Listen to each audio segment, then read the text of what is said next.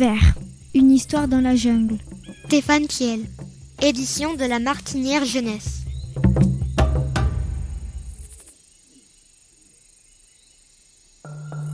Je me souviens parfaitement du jour où nous sommes arrivés dans le Vert. L'entrée ne fut pas une mince affaire. Chargés de gros sacs lourds sur nos dos, les bras et jambes nus et gratinés, nous avions du mal à évoluer dans cette étendue vierge et belle.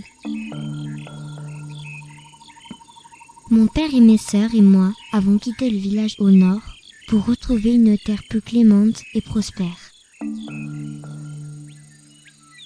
Nous laissions derrière nous une autre vie où notre pauvre mère nous avait quittés trop tôt et où mon père n'avait plus rien. Ni travail, ni argent, ni amour. Nous allions tout recommencer.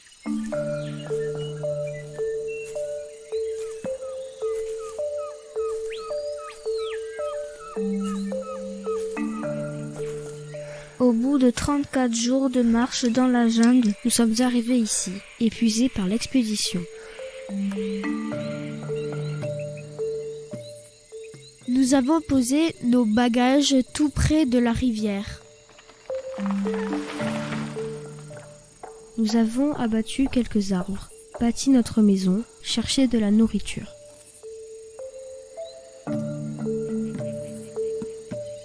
Il suffisait de tendre les bras, les fruits étaient là, comme s'ils ne pouvaient pas pousser ailleurs.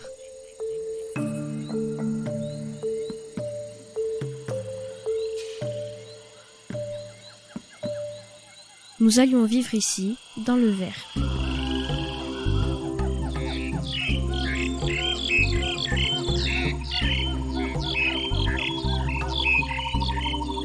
Malgré la rudesse et l'hostilité des lieux, j'ai trouvé dans cette nouvelle vie toute l'excitation que je n'avais pas connue là-bas au nord. J'ouvrais les yeux, c'était merveilleux.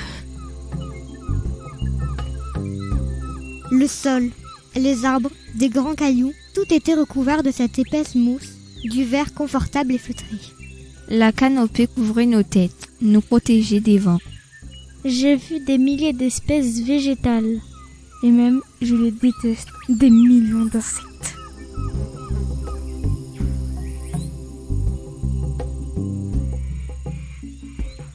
Le lieu était réservé à ces rois.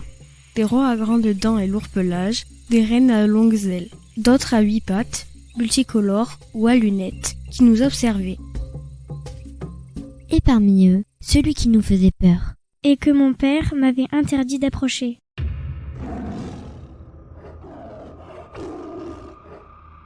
Comme il nous effrayait quand il se mettait à rugir fort la nuit.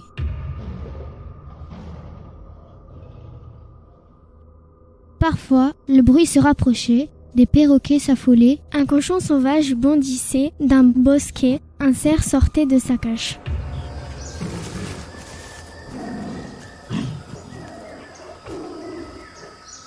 Et puis, plus rien. Le son terrible s'éloignait. Et avec lui, l'angoisse de la rencontre.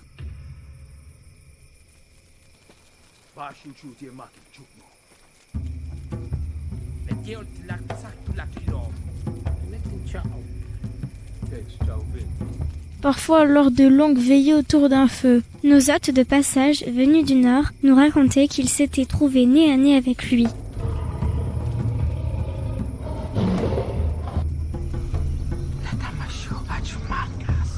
Et nous montraient avec des gestes guerriers comment ils avaient réussi à détourner son attention pour fuir dans une autre direction.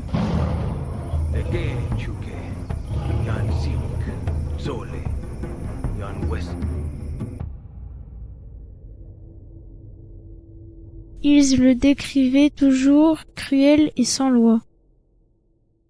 Si jamais tu te trouves en face de lui, fuis ou montre les armes.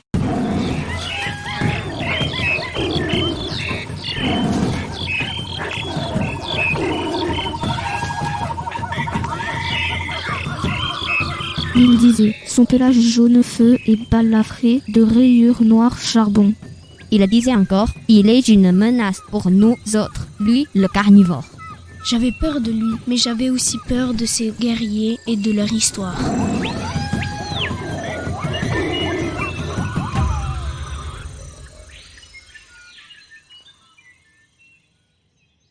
Bientôt, les bruits de la jungle se firent de plus en plus rares. Les visiteurs d'un soir nous avaient finalement rejoints, attirés par cet idéal vert.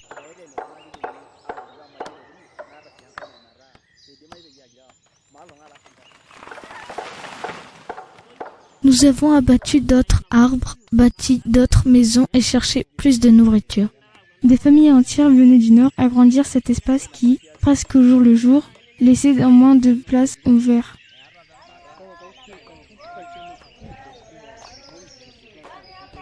Notre paradis était devenu un village.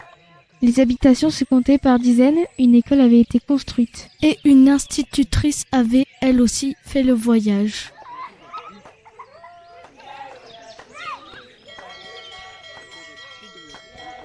Mes sœurs et moi retrouvions les habitudes que nous avions quittées.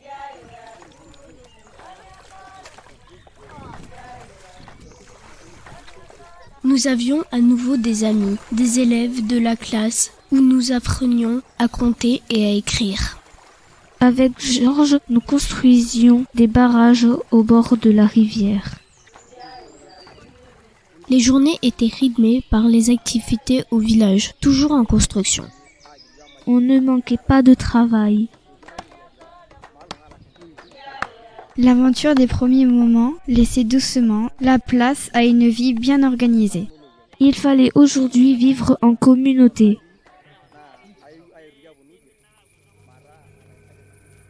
Un soir, Joe nous raconta son périple. Il était arrivé du nord, comme nous, et il avait rencontré le grand carnivore.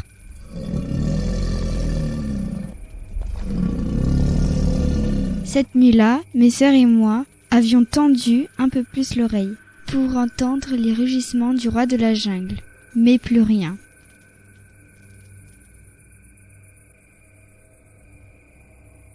Peut-être avait-il changé de territoire? Peut-être avait-il suivi une proie au-delà du verre.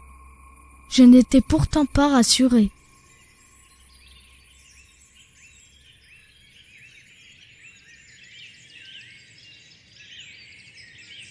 Autour du village, l'espace sauvage avait petit à petit cédé la place à de charmants jardins. Les singes n'étaient plus nos amis. Ils venaient sans gêne se servir dans nos arbres fruitiers. Certains habitants, exaspérés, les repoussaient à coups de bâton et de jets de pierre. Pourtant, ils n'avaient rien demandé, eux. Nous avions envahi leur territoire, de moins en moins vert. Et pour les remercier de nous avoir laissés entrer dans leur royaume, nous les chassions.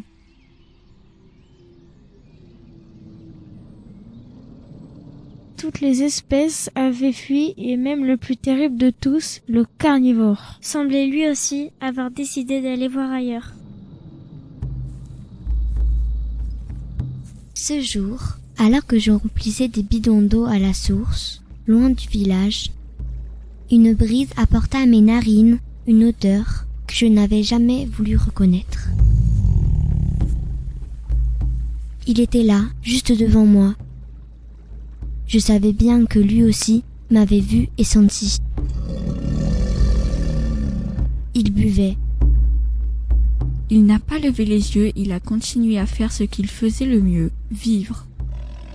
Puis il a sauté vers le noir. Je ne l'ai jamais revu.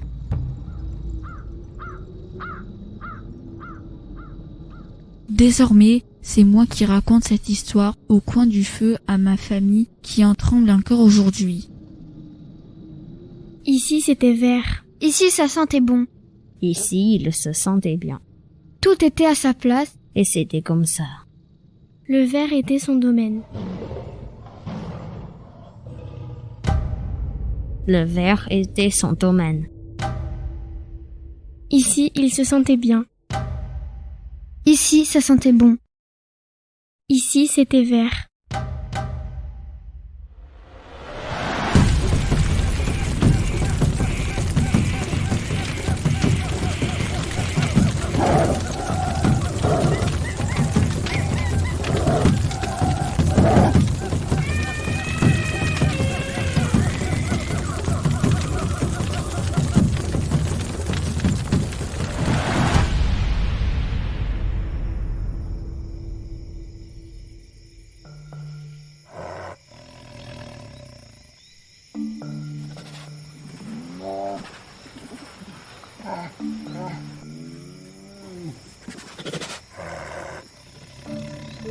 Cette histoire a été enregistrée en 2021 au collège Alice et Jean Libaud par Julien, Kelly, Tom, Louis, Lola, Kélia, Thomas, Livia, Alec, Théo, Lucie, Minta, Andreas, Charlize, Alicia, de la classe de 6e 1 de Madame Guéra, dans le cadre du plan départemental d'éducation culturelle et artistique.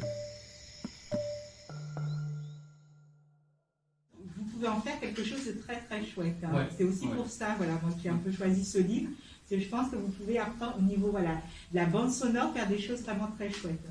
Il a parlé Il a parlé un peu trop fort. Il a parlé un peu trop fort, effectivement, ça se voit tout de suite. Madame Lucie. Première chose à regarder avant de faire un enregistrement, c'est le visuel du niveau sonore d'enregistrement. On peut pas mettre le son un peu plus fort? Si, ici, par exemple.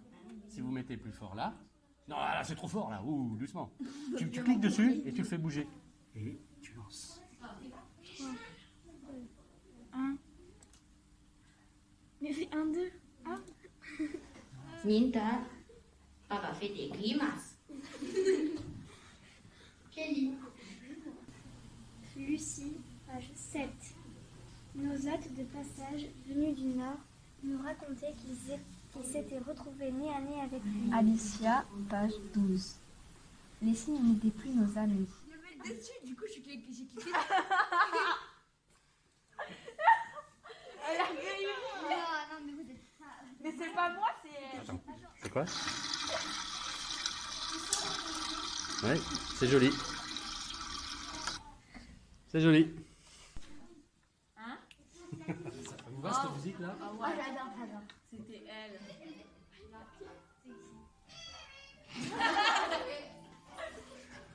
Alors ça c'était censé être quoi ça? Un perroquet, ouais. Eh ouais, c'est charmant. Le mixage, ça consiste à tout mettre ensemble et quand on l'écoute, ça doit donner quelque chose de joli. Non, on entend. Donc je fais sélection, effet, fondu en ouverture. Vas-y, on met sur le sol. Vas-y, c'est bon, c'est bon. Après, il va falloir faire des mixages, hein. Oui. Essayer de faire un truc équilibré qui soit joli. Attends.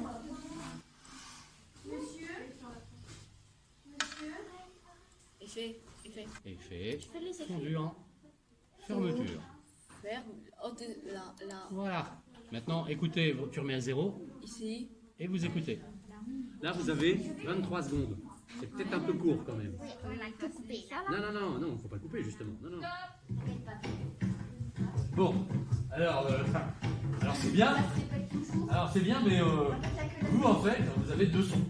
Vous avez mis deux sons. Vous avez mis une musique et des cigales au début, des cigales à la fin. On entend bien la cigale, hein. Ça doit être de la grosse